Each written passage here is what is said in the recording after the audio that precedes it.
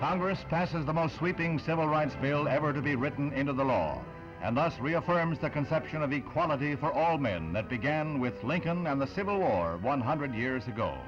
The Negro won his freedom then. He wins his dignity now.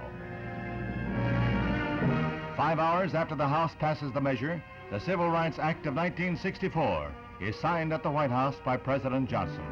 Before an audience of legislators and civil rights leaders who had labored long and hard for passage of the bill, President Johnson calls for all Americans to back what he calls a turning point in history.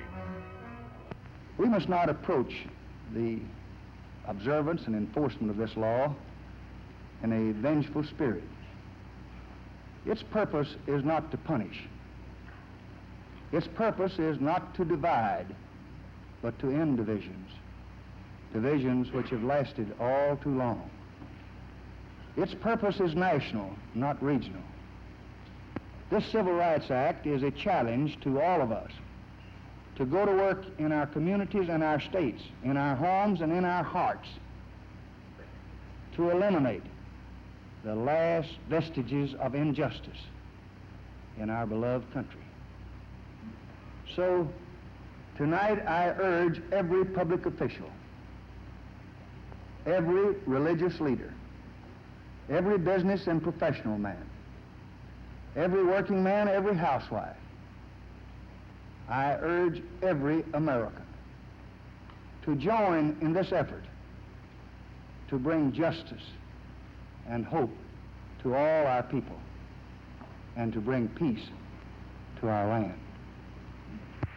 There's warm applause from members of both parties as the president sets to work. It is work. He uses nearly 100 pens to affix his signature and date. Souvenirs go to Republican leader Everett Dirksen and Democratic whip Hubert Humphrey. The president seems to have mastered the art of just touching each pen to the paper.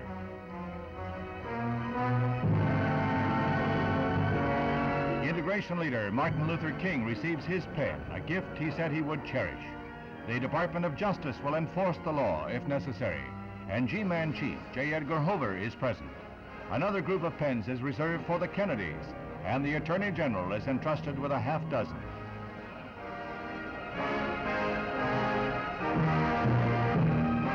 Now, in this summer of 1964, the Civil Rights Bill is the law of the land. In the words of the President, it restricts no one's freedom so long as he respects the rights of others.